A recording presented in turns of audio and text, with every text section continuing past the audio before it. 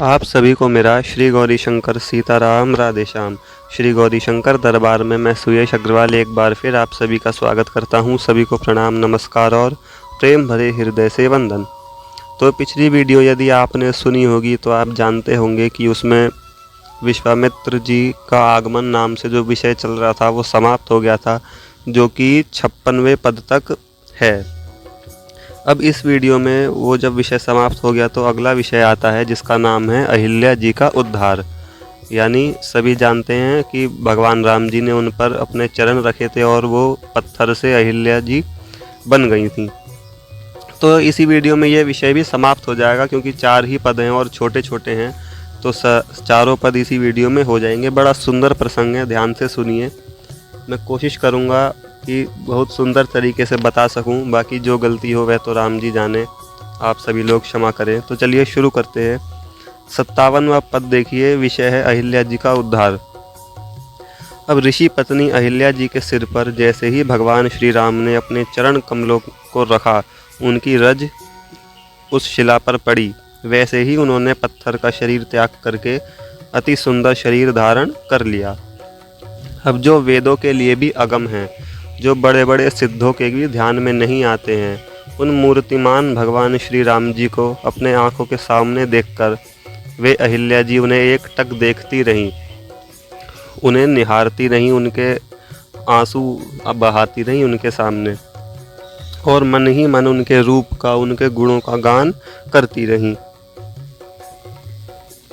अब प्रभु के चरण कमल पड़ते ही मुनि पत्नी अहिल्या जी बहुत सुंदर दिव्य देह धारण करके प्रकट हो गईं। अब यह आश्चर्य देखकर जो बाकी की मुनि पत्नियां हैं आसपास की, वे देखकर कहती हैं, अब उन्हें क्या पता कि ये कौन है और ये अहिल्या जी ऐसी हैं, यानी ये शिला बनी हुई हैं। उन्हें तो परम आश्चर्य लगा और वे हंसी मजाक में आपस में विनोद करती हुई कहती हैं कि यदि ये भगवान श्री राम जी पृथ्वी पर ऐसे ही पैदल चलेंगे तब तो यहाँ कोई शिला बच ही नहीं पाएगी, सभी की सभी तर जाएंगी। तो वे ऐसी बातें करती हुई भगवान का गुणगान करती हैं। अब आज अहिल्या जी परम सौभाग्यशालिनी हुई हैं। क्यों? क्योंकि उन पर साक्षात स्वयं श्री भगवान राम जी के चरण कमल पड़े हैं। तब वह रूप की राशि उन दोनों भाइयों को देखकर उनके प्रेम के रंग में रंग गई। वह उन्हें देखती रहती हैं और अपने हृदय में बसाती रहती है। नेत्रों से अश्रुधार उनके बहती रहती है। उनके गुणों का, उनके रूप का वो मन ही मन गुणगान करती रहती हैं। अपने मुख से कुछ नहीं कहती, लेकिन मन ही मन बहुत आनंदित रहती हैं। अब भगवान की यह कृपा कुछ नई भी नहीं है, वे तो ऐसे कृपा करते ही रहते हैं अपने भक्तों पर। बिना कारण ही कृपा करने वाले श्री रघुनाथ जी ने भला किस किस को ऐसी गति नहीं दी। अब जो भी भैया उनकी शरण में गया वे उसे ऐसे ही तार देते हैं। अब इस प्रकार बहुत सी उनकी प्रशंसा करते करते, उनके गुणों को गाते गाते और भगवान की मूर्ति को अपने हृदय में बसाते हुए वे अहिल्या जी भगवान का गुणगान करती करती अपने पति लोक में चली गई। यहाँ पे यानी जहाँ पर उनके पति हैं, जो ऋषिवर हैं जिन्होंने शाप दिया था, उसी लोक में वे भी चली गईं। अब जब अहिल्या जी का उद्धार हो गया, उसके बाद वे आगे चलते हैं। तो मार्ग में जाते समय जो पथिक जन होते हैं वो कहते हैं, यानी जो आगे पीछे के वासी लोग हैं, वे क्या कहते हैं, जो जानते नहीं हैं ज़्यादा, वे कहते हैं ये दोनों विश्वामित्र जी के यज्ञ की रक्षा करने वाले हैं। इनके अति सुंदर राम और लक्ष्मण नाम हैं और ये महाराज दशरथ के प्रिय पुत्र हैं। ये सुंदर श्याम और पीत वर्ण कमल के समान ज्ञान पड़ते हैं, मानो कामदेव रूप विधाता ने सारी शोभा को एकत्रित कर इन्हें स्वयं अपने ही हाथों से रचा हो, यानी सारी सुंदरता इन्हीं में भर दी हो।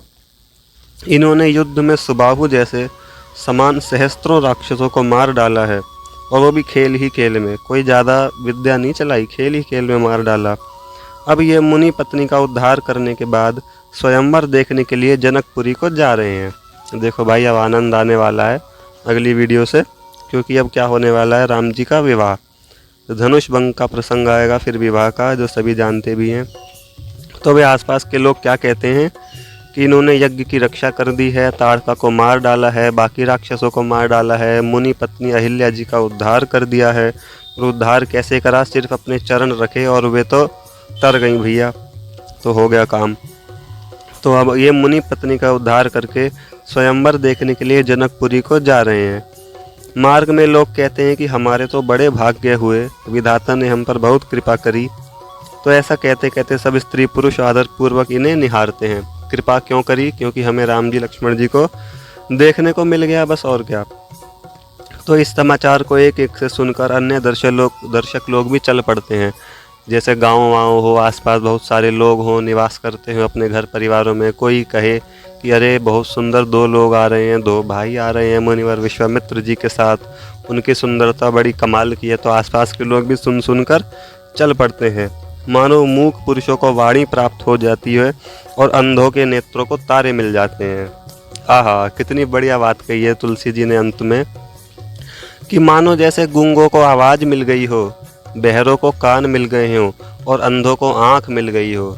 अरे उन्होंने राम जी को निहार लिया। जिन्होंने राम जी को निहार लिया उनके साथ ऐसा ही होता है जैसे कि निष्प्राण शरीर में आत्मा का निवास हो गया हो। बोलिए श्री सीताराम भगवान की जय।